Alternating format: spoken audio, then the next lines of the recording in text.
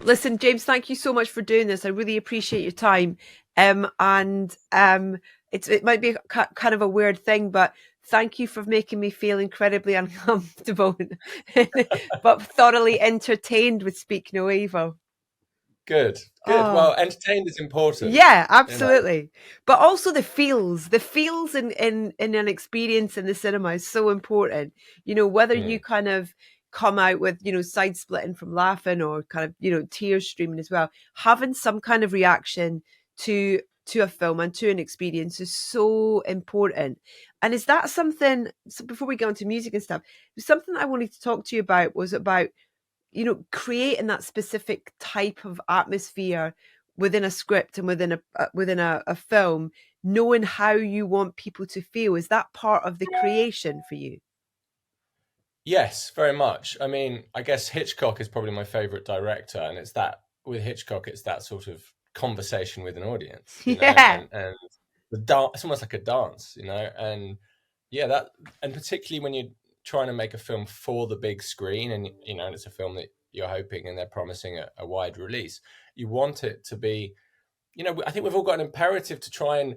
It's hard to get people in the cinema now, right? Hmm. And so everyone can watch everything on streaming and at home and all of this and that. Oh, sorry, that's the dog barking. And you can to say why somebody should go out to go and see something in the cinema.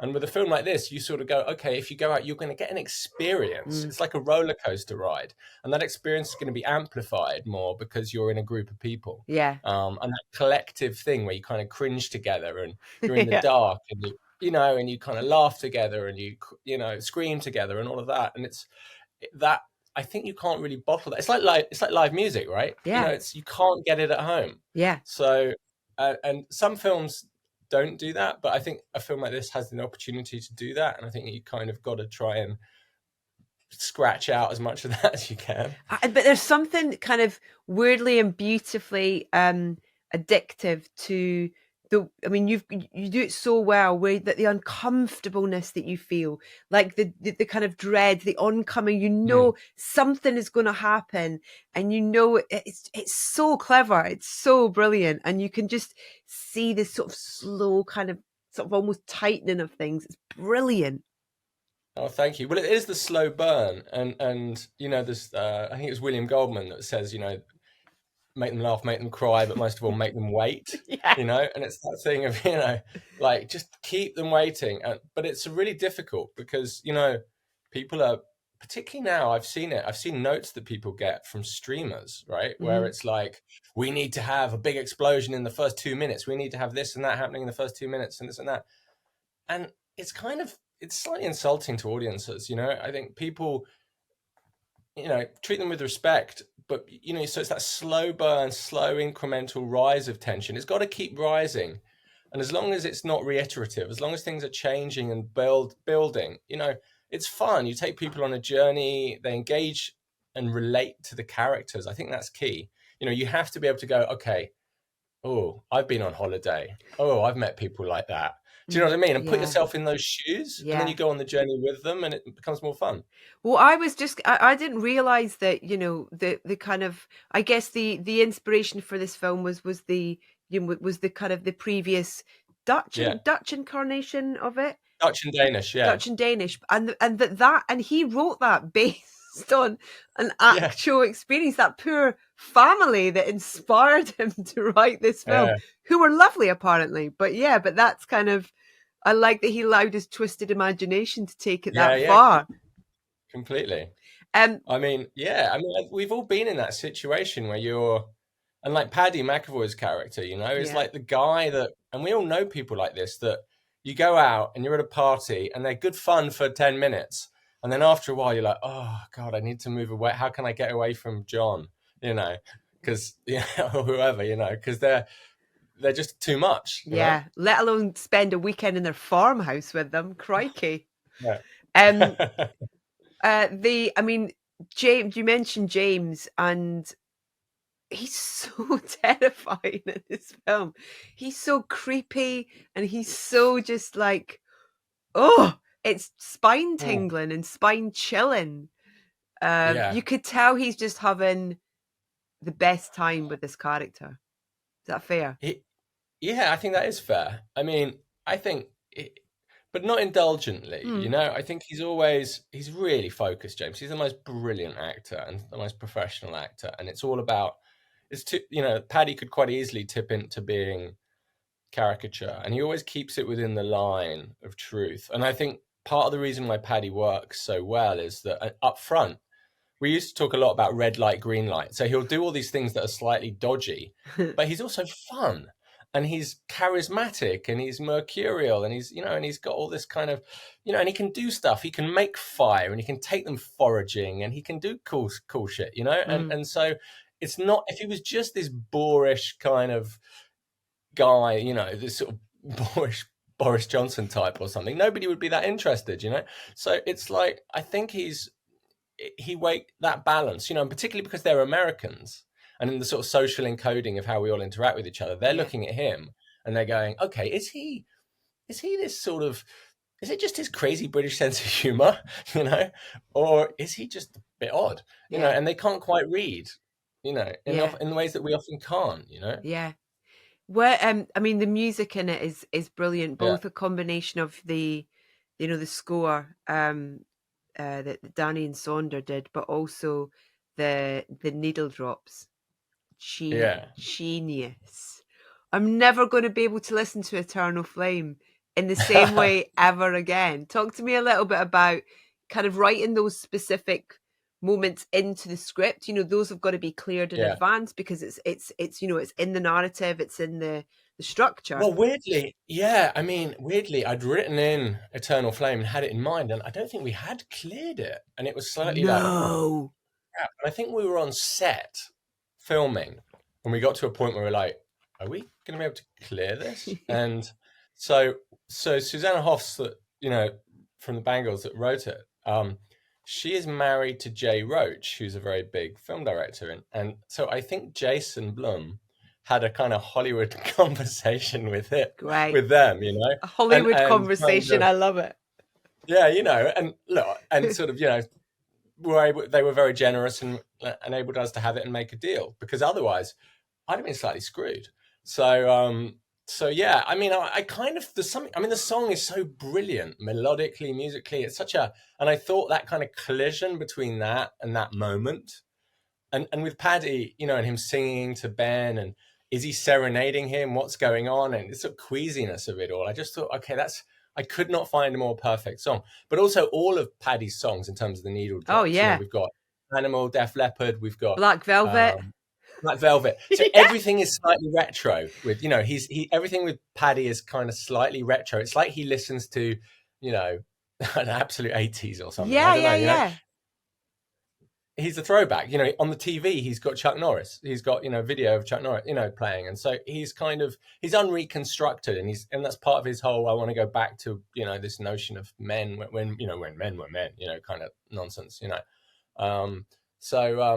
but yeah, musically I just thought that those things could really play. We also had, unfortunately we had to cut it. We had a scene with Spandau Ballet, and Gold, which I would have loved, with the two guys doing donuts in the car. They were like take the car out after the scream on the hilltop. We got this great scene of them kind of Dukes of Hazzarding around in the car, and then at the end of it, they come out and they run out and they're sort of real bromance, and they jump into the hot tub together and they end up singing that song together. And it was like probably my favorite scene in the movie, but it was sort of like, okay, you're just getting a bit carried away here and indulgent, I don't know. I almost feel like it'd be a great addition for films, for releases, like even around like the like the streaming release for it, is that I've still got, weirdly, I sorted out my DVD collection into alphabetical order the other day, and I was just like, oh, I'm so glad I still have you, and because of all those extra bits that those kind of things give you. So I'm putting it out there that the donut scene should be a trailer for the streaming release of the film. Give us more, James. I would love it. My problem is that then they have to buy the rights. Of course, sorry, yeah. Music. And so then they all go, because you're like, oh, can we do that? And they go, yeah, but that's going to cost us, £150,000 or something. Do you know what I mean? And you're like, oh, okay. Did you bring James into the conversation though about, kind of Paddy's musical choices and the fact that there's an element of performance in there? I mean, it was a partnership with James from the get-go, really. Yeah. When I wrote the script, Oh, he really? was who I wrote it with him in mind. Oh, wow. I really couldn't think of beyond James. And John Harris, who cut the movie, John has cut a lot of movies with James in, and we were like, it's got to be McAvoy, right? And they live up the road from each other in North London. So I went to James's house. He liked the script, and we had a cup of tea. And yeah, he just saw the movie in the same way. So we talked about Paddy, and we talked about all these kind of figures, these sort of demagogues, these toxic guys, and all of that. And yeah, I mean, he was a good sport because James is like, they sing the folk song when they walk in. He's like, I'm not really a singer. But he's just such a committed actor. He was like, yeah, come on. And he's fearless. Yeah. He just goes for it. Yeah. I think Scottish people, though, specifically can get away with that kind of like, that almost slightly romantic, speaky, sing folk thing anyway. Yeah. And yeah, there's kind of something, Yeah. it's in the genes. Do you know what I mean? I think for sure. Yeah. Actually, and the film is massively over-indexing in Scotland at the moment. Is it? Yeah. It's the McAvoy crowd. Yeah. We like to support, James. We like to support for sure. When there is a kind of, I guess a sibling to a film in a way. Do you know what I mean? In terms of it's got that connective tissue of the the story and a version of it, and also music around that as well. And I know, and I read that James, didn't watch the earlier film before this and stuff as well. But were there things that you wanted to completely not consider, and music being one of them, very much kind of do your own journey with that as well? Yeah, I mean, look, Christian's film is brilliant, and I mean, it's super dark, particularly the ending. And I didn't want to. I'd made a film in Lake a long time ago that was very, very dark, and so when they sent, I didn't know his film, and so Blumhouse, I've been talking with them over the years, and they said, "Hey, take a look at this," and I watched it, and I thought it was fantastic. Yeah. But I also thought, in terms of a remake or reinvention or whatever, it has to be something of a reinvention, because there's no point doing it otherwise. If and there's no point doing that cynically. You can only do it if you go, "Oh, yeah, I can see something here that I can bring something to, and I think we can all explore together." And that was sort of it with James. It's like, the reason he doesn't want to watch someone else's performance is that's going to inherently, infuse into his choices. So, and so I definitely wanted to say, and the whole tone of the movie, between the two movies, I was sort of saying, if the original is like an acoustic album, we've kind of gone electric with it, tonally. It's in a different musical register. And so that musically, the original is very, they've got this really dissonant, quite aggressive, really interesting score. And so with ours, I wanted to go slightly different. And we've got this kind of, I guess with Danny and Saunder, we called it, the term we came up with was pagan minimalism. So it's kind of like, it's very, they've done lots of brilliant scores. They did Denis Villeneuve's Enemy, and they've done, I don't know, Ozarks, and they did The Gift. And so, but they're not horror, and I didn't want that. No. And this film isn't that. No. For 60 minutes, it's almost like a kind of dramedy of social manners. And so, yeah, I wanted something spare and stripped back in terms of how the music worked. And so they have got this kind of, and the way they've got it's the instrumentation, it plays on sort of, animal skin drums and wood blocks and homemade shakers and, sound bowls. And they've got that, the hurdy-gurdy at the end. So these kind of slightly Celtic-y sort of pagan sounds. Sorry? It's a bit Wickermanish. Yeah, because there's that journey into the sort of, from the city into the country. Yeah. There is definitely that sort of vibe of the, the primal with Paddy, Yeah. So we're slightly wanting to lean into that. And yeah, you take it into a slightly different, tonal space, I suppose. And I love as well, like the soundscape of things, like as well, even like the amount of food that there is in the film as well, and people eating, and that's kind of like, that sort of like sort of saliva munching kind of sort of thing. It's brilliant.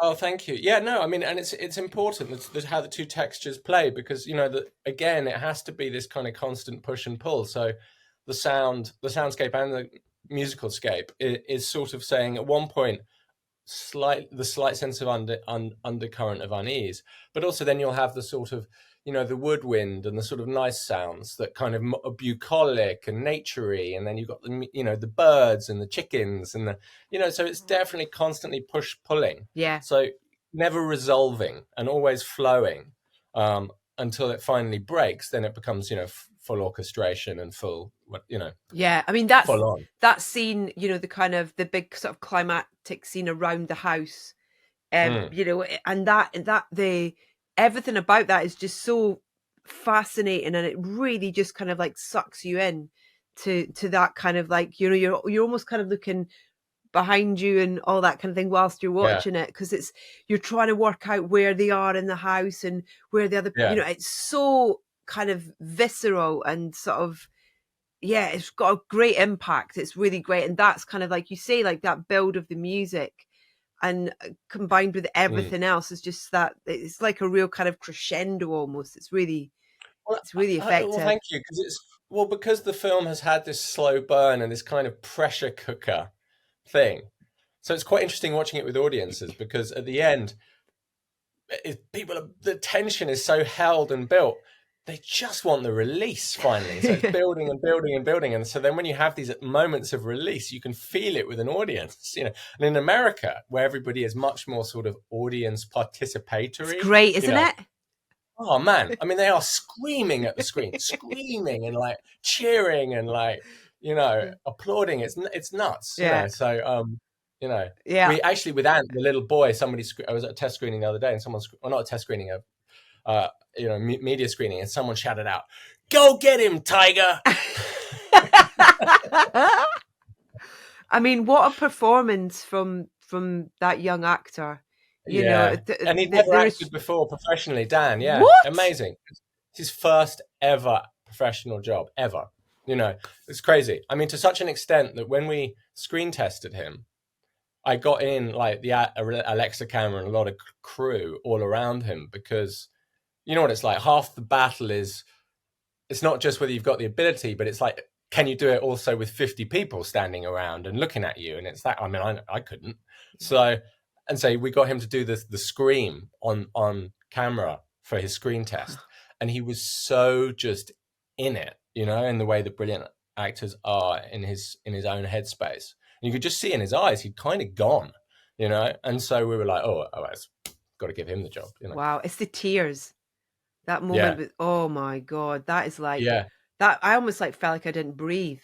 I was so that's great. I was just so like captivated. I mean, he's just throughout the entire film, he's got such a presence on screen. And he's for a young actor to the demands put on him with the restrictions of the character, it's phenomenal. Oh, he's class.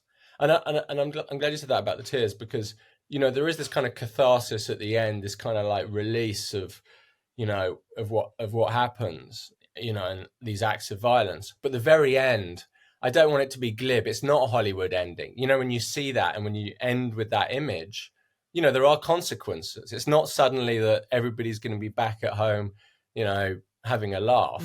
And that kind of the tragedy of what's happened. And I wanted to be sort of true to that. So for me, it's a pretty European ending rather than a Hollywood ending. Yeah, no, absolutely. Honest. It's all those little moments as well. Like when he's trying to get the keys, you're like, I was like, that thing where you kind of get higher and higher in your seat. You're like, oh my God. It's just so brilliantly constructed in terms of, for the experience of the audience. It's just, it's awesome. It's so great. Thank you. Cotton Eye Joe as well. I can't not mention Cotton Eye Joe. Oh my God. On cassette too. I know. Well, it's the retro Paddy, right? Yeah. He's still on cassette. So he interestingly enough, that I was trying to work out what song to go. And I wasn't going to say very nearly, but I did at one point consider Crazy Frog, but then I just thought that is just too annoying. But then there's something about Cotton Eye Joe, which was just, I thought the kind of earworm of it all, but also the thematic, the sense that it's the countryness of it, the costumes that they can put on, Paddy on the farm, the slight country westernness of it, and all of that. And I just sort of thought, yeah, and the kind of build of the aggression into that song, I just thought it would just really work for that moment, you Yeah. know? It's like it's just the way he goes to rewind the song as well. You're just like that. Oh my god!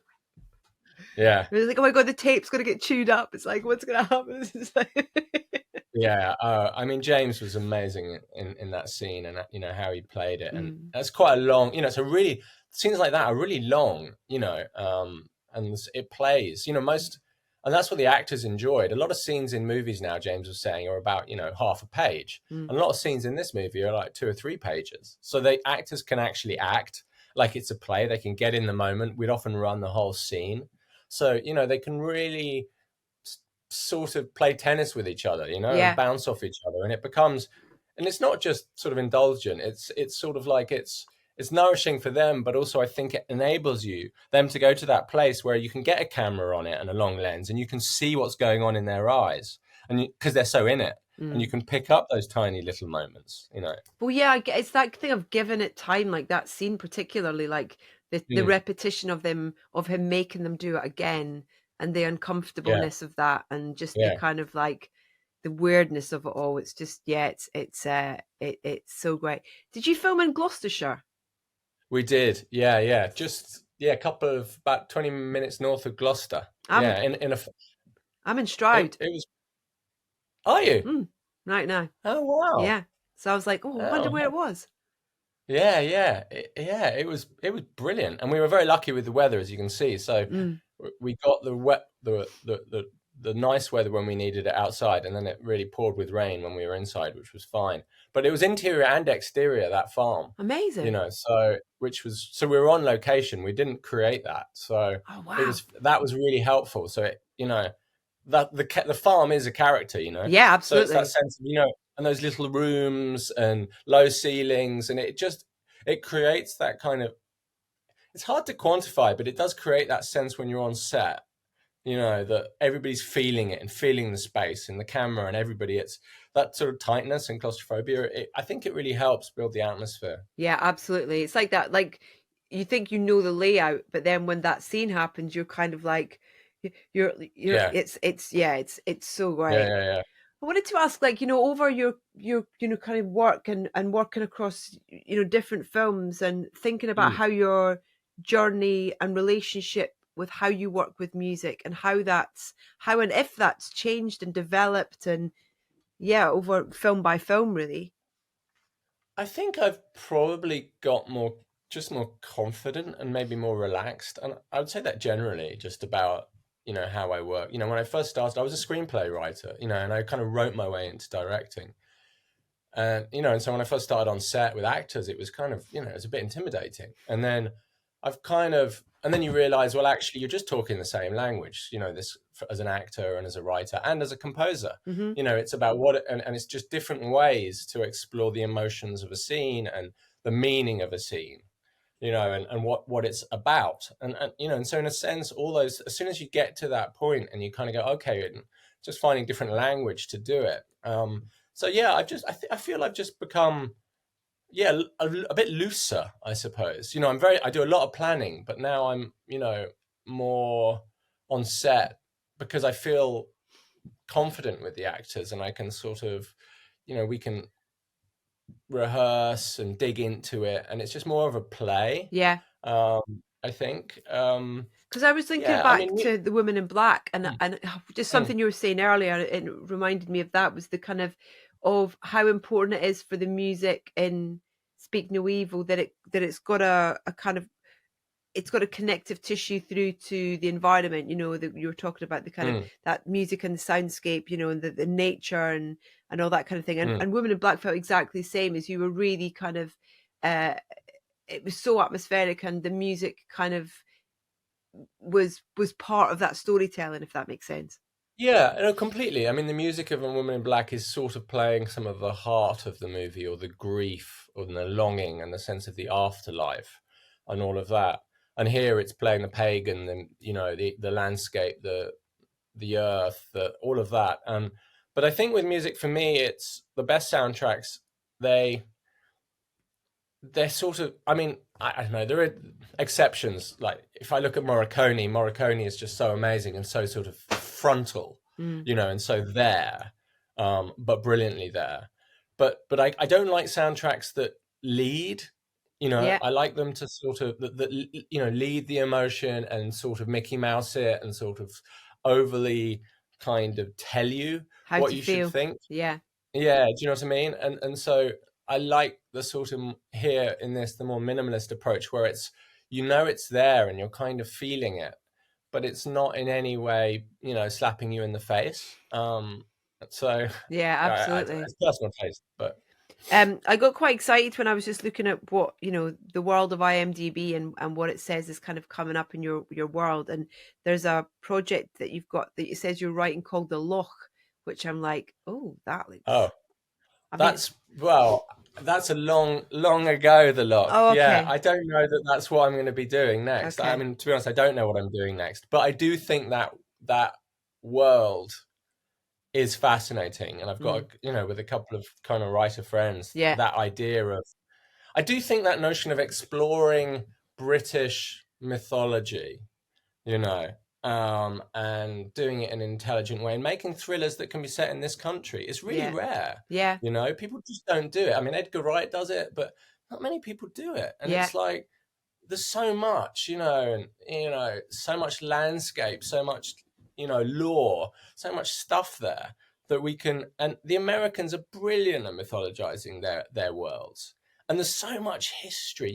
My daughter's up in Edinburgh, and it's like you walk around the streets of Edinburgh. I was doing it the other week, and I was like, you just gotta make a movie here. Yeah. It's just like there's a movie. Yeah. Do you know what I mean? And it's just like so it's I don't know. Yeah. That's kind of Have you been on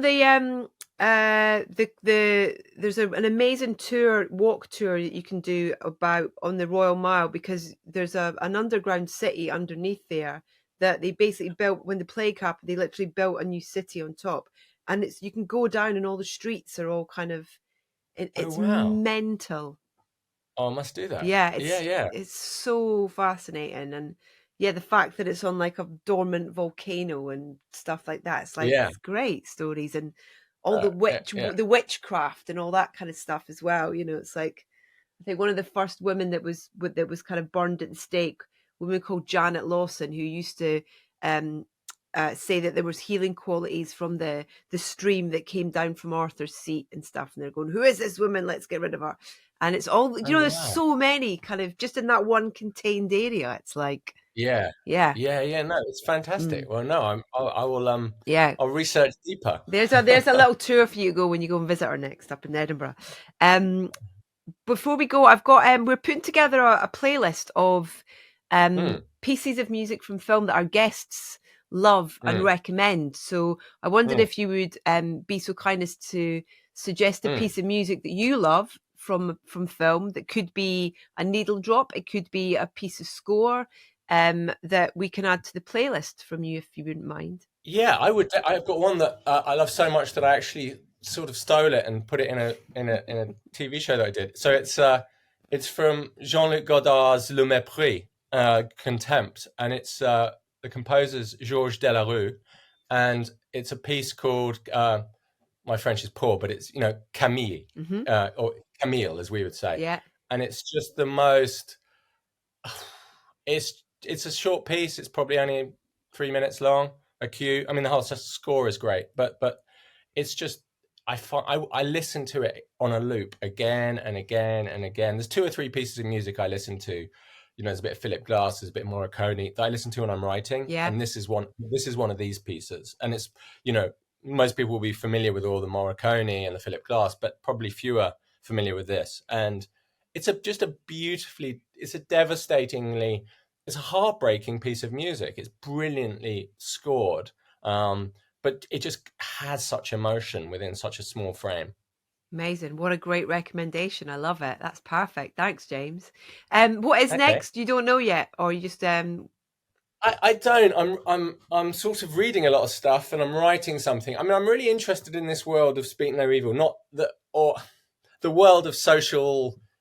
I want to call it social horror, social anxiety. yeah. The idea that actually just how we interact with each other is scary enough. you know. And I'm quite curious to see whether there are some sort of companion pieces to it that I can keep digging into. So That's one of the things I loved about it as well, was that kind of almost the double standards that Paddy had with regards to truth.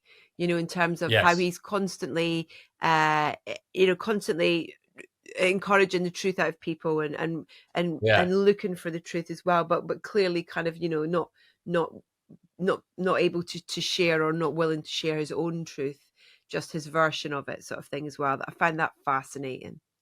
no, good, Yeah, good. it's great, amazing. Congratulations! It really was a like I say, an uncomfortable and entertaining watch in the best possible way, James. I loved it. Thank you, It's just good to thank feel. I you. don't know, feeling, being, like I said, going back to that feels, the feels that you get in a Yeah, cinematic experience are kind of like there's nothing, because you don't know what's no, I coming. It's agree. the unexpected. It's great. Thanks Thank for you. your time. It's great to chat. You too. Yeah, I hope we can do it again. Take care. Have a great Take day. care. Thanks, Cheers. You James. too. See ya.